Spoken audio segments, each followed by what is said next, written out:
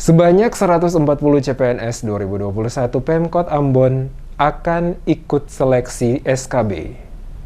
Sebanyak 140 orang calon pegawai negeri sipil atau CPNS yang telah lulus proses seleksi kompetensi dasar atau SKD tahun 2021 akan melanjutkan seleksi kompetensi bidang atau SKB yang akan dilaksanakan pada hari Sabtu 20 November 2021 di Gedung SMP Negeri 2 Ambon. Demikian disampaikan langsung oleh Kepala Badan Kepegawaian Daerah Sumber Daya Manusia Kota Ambon, Benny Selano, saat diwawancarai tim DMS Media Group di Balai Kota Ambon pada hari Kamis 18 November 2021.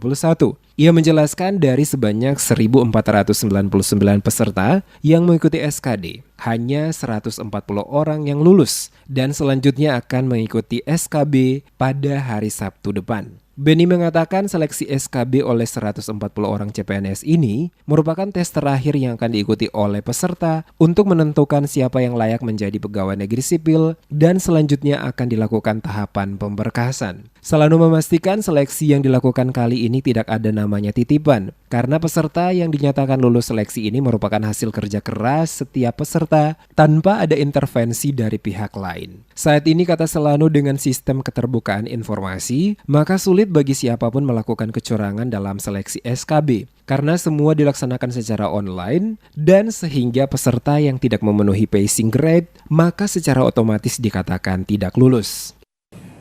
Pelaksanaan seleksi berikut ya, dan sebentar lagi beta dengan staf akan rapat untuk mengambil langkah, tapi prinsipnya persiapan kita sudah baik, tinggal pelaksanaannya. Jadi untuk Kota Ambon itu nanti itu jatuh pada 20 November hari Sabtu ya. Itu untuk SKB apa? Untuk SKB kurang lebih ada 140 orang yang mengikuti kegiatan tersebut. Dan jumlah peserta? 1499.